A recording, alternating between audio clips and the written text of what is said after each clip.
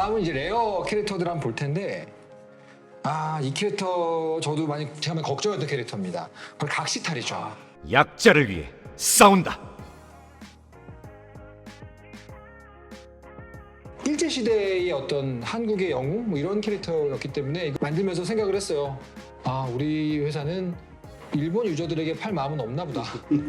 하지만 아무튼 결과적으로 이제 멋있는 캐릭터가 나와서 원래 원작에서 이렇게 긴 머리가 아닌데 저희들만의 각시탈을 만들었던 기억이 나고요. 사명대사. 선장 대신 검을 들었다. 그 사명대사가 사실 굉장히 젊게 나왔어요. 네. 파토 작가님이랑 저랑 고민을 많이 했습니다. 그렇죠. 왜냐면 처음에 이 캐릭터 얘기를 했을 때는 사명당이 누구야? 라는 사람도 꽤 있었어요. 역사 속의 캐릭터고. 그렇죠. 영웅이시긴 하지만. 제가 나이 들었다는 걸 실감한 순간 중에 하나였는데. 그렇죠. 저희는 사명당이라고도 알고 있었기 때문에. 네, 아니, 우리 어릴 때는 사명당, 사명대사 모르는 사람이 없었거든요. 예. 굉장히 유명한 캐릭터였고 저 임진왜란 때 의병장으로서 승병을 이끌고 네네. 서산대사와 사명대사, 스승과 제자 뭐 이런 게 다 개념들이 머릿속에 있는데 그날 회의하는데 얘기를 하는데 뭐 너무 많은 분들이 모르셔가지고 깜짝 네. 놀랐었어요. 근데 지금 실제로 많은 분들이 원효대사를 잘 알고 사명대사는 잘 모르는 분들이 많이 계시더라고요. 그렇죠. 그래서 좀 더 저희가 이렇게 오기에 불탔죠. 맞아요. 이 기회에 인기 캐릭터를 만들어보자. 근데 되게 젊은 캐릭터로 그려졌어요. 왜냐면 저희가 이게 어떤 시점에 스트로크의 선택을 받냐 이거를 참 오래 고민을 하지 않았습니까? 제가 되게 좋아하는 설정이거든요. 모순, 스님인데 살생을 해야만 한다라거나 뭐 이런 것들. 광대인데 웃길 수 없게 됐다거나 뭐 도깨비인데 웃을 수 없게 됐다거나 이런 거 되게 좋아하기 때문에 그 사명대사는 그 승병을 이끌었다는 이유 때문에 저희가 되게 아꼈던 캐릭터입니다. 산신령. 여긴 내 산인데 감히? 산신령 굉장히 귀엽게 나왔죠. 요게 약간 김기범 작가님 그림이 아니라고 느끼는 분들도 많이 계실 텐데 핵심 설정을 만들어 주셨거든요. 네. 지상에 남기로 한 신?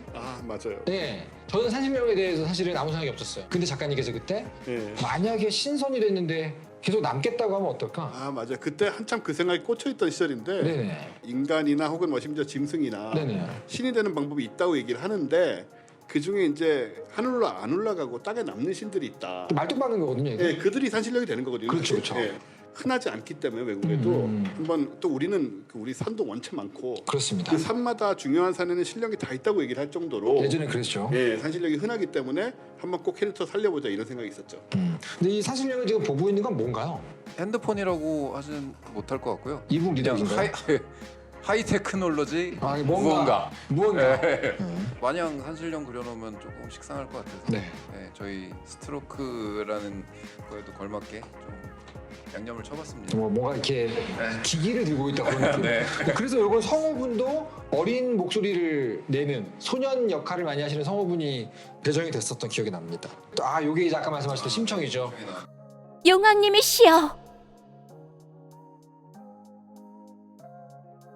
너무너무 예쁘고 사실은 이 조형만 놓고 보면 가장 예쁜 캐릭터 중에 하나가 아닌가. 굉장히 우아하죠. 거의 슈퍼레어예. 마음만은 슈퍼레어.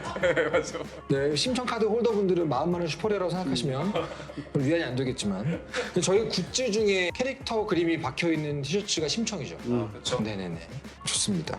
이것이 바로 또 네, 저쪽에 지금 저희 환호하고 있는 팀원이 있는 바로 암행어사입니다. 암행어사. 함행어사 출두합니다. 여기 아까 얘기했던 어깨 견장이 있고요. 말 4개면 짬이 높은 거죠. 높은 거죠. 그리고 헤드폰. 헤드폰. 그러니까 이런 종류의 어떤 그 미래형 기기들을 굉장히 좋아하시거든요. 메카니컬한 비주얼을 굉장히 좋아하고요. 네네. 좀 호시탐탐 노리고 있습니다. 어떻게든 우겨 넣으려고. 좋습니다. 네. 그래서 이렇게 좀 모순된 이미지들을 좋아한다고 말씀드렸는데 훈io 작가님, 기범 작가님도 작은 소녀의 거대한 메카닉이나 그렇죠? 아니면 약해 보이는 존재가 강한 존재를 부린다. 뭐 이런 설정을 되게 좋아하셔서 이미지를 감상하실 때 그런 부분을 보시면 되게 재밌을 거예요. 이것이 영입니다. 무궁화 꽃이 피었습니다. 보시면 여기 참 잘했어요. 여기 디테일이 있죠.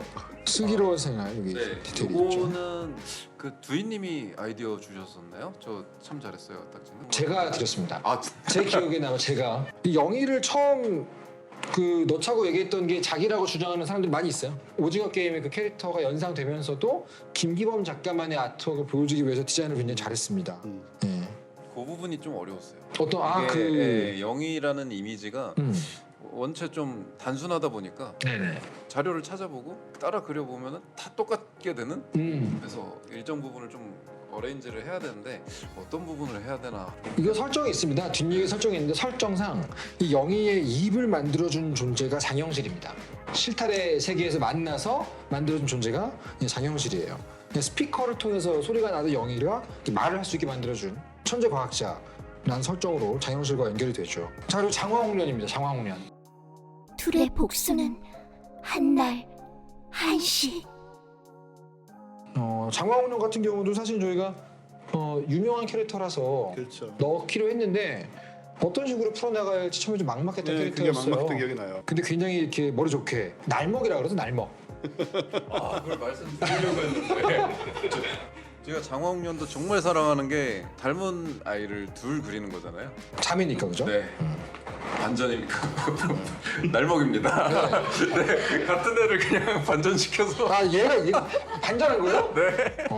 이거 하나 그려놓고 네, 그렇습니다. 여기까지 그리고 좀 피곤하니까 아, 예, 예. 얼굴을 잘라서 이렇게. 몰랐어. 지금까지 몰랐어요. 아, 이거 제대로 먹혔네요. 아 근데 또 성우 뭐 대사가 이것도 이제 웹소설에서 단순히 전래동화 속의 장화홍련이 아니라 현재도 되게 여러 가지로 그 고생하고 있는 아동들이 많다. 학대당하고 있는 현 시점에 현 시대의 장화홍련이 여전히 되게 많이 있다. 라는 식으로 확장해서 써주신 부분이 있어서 굉장히 애정하는 캐릭터입니다. 제 임연조. 춤을 추지 않으면 잡아먹을 것이야.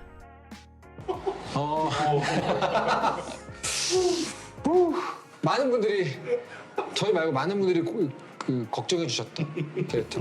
처음 임연조 아이디어 낸 사람이 누군지 모르겠어요. 저희 셋 다 굉장히 고생했거든요. 저일 수도 있고요. 네, 잘 맞는 거 모르겠어요. 같네요. 그 무슨 생각을 하셨던 겁니까? 아 그냥 되게 재밌잖아요. 저건. 저 네. 캐릭터는 어쨌든 다시 한번 살아나는 걸 제가 보고 싶었어요. 그 올림픽 이후에도. 네네네. 그때도 사실 뭐 호불호가 굉장히 강했고 굉장히 화제가 됐는데 뭔가 그 약간 기괴한 느낌의 매력이 있었잖아요. 그러니까요. 그 매력을 다시 한번 살려보고 싶은 생각.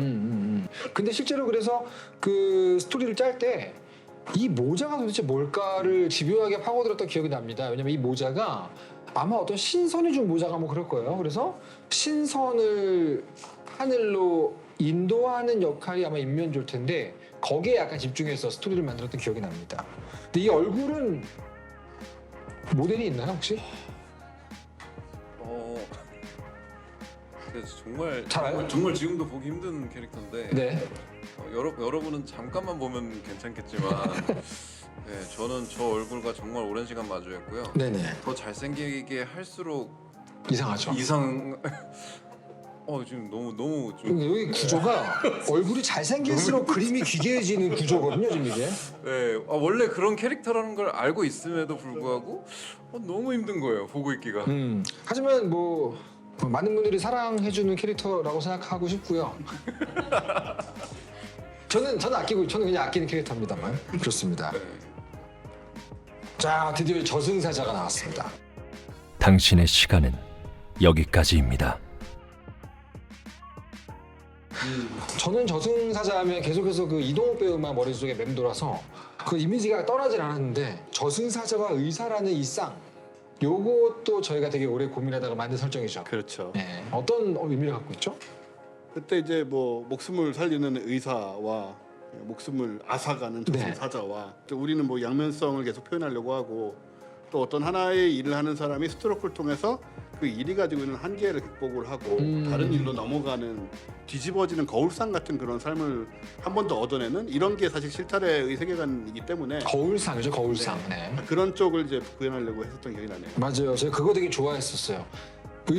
의사로 사는 게 어떤지를 제 동료 의사에게 물어봤어요. 친구 의사한테. 살리는 일이라고 생각하시잖아요. 근데 죽음을 계속 보는 일이라고 답을 하더라고요. 그거 너무 인상 깊어서 계속해서 내가 못 살리는 사람들을 상대하다 보면 되게 약간 가끔 현타가 온대요. 내가 아무리 열심히 노력을 해도 이게 한계가 있구나. 근데 그런 사람이 결국 저승사자가 돼버리게 되면 어떨까라는 그런 설정을 생각해봤습니다. 저승사자를 그릴 때 영감을 많이 받았던 드라마가 있어요. 아, 네, 타이는 지옥이다라는 그 웹툰 원작에. 타이는 지옥이다 드라마 네, 버전. 네, 네네네네네. 거기서 이동욱 배우님이 치과 의사로 나오는데 그 원작 살인- 만화에는 없는 설정이군요. 네. 어. 저는 그게 너무 바로 떠올라 버려서. 예. 네. 그 실제로 좀 이동욱 배우님을 참고해서 그렸다가 안 되겠다 싶어서 많이 성형을 한. 네네네네. 그림입니다. 좋습니다. 이렇게 또 뒷얘기가 많은 캐릭터였네요. 지금 현재 김기범 작가님의 그 티셔츠 등에 있는 혜태입니다.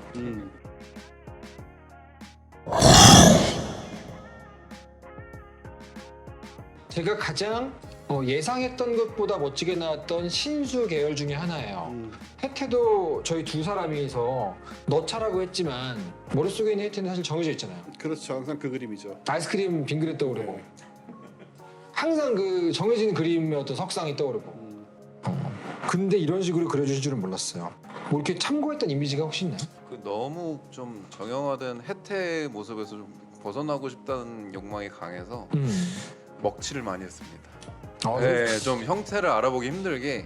전반적으로 굉장히 어두운 그림 중에 네, 하나예요. 그렇죠. 그래서 그러니까 기본적으로 알고 계시던 혜태랑은 좀 다른 느낌을 받기를 바라고 그렸어요. 파도 작가님께서도 이제 혜태에 대해서 조사를 좀 해오셨을 때 악한 자를 벌하는 신수인데 현재 세계에서는 선과하기 좀 애매해지니까 되게 힘들겠다, 헷갈리겠다 그런 설정을 말씀해 주신 기억이 나요. 네. 고뇌하는 짐승이죠, 어떻게 보면. 그렇죠. 네. 자, 여기까지가 레어였습니다.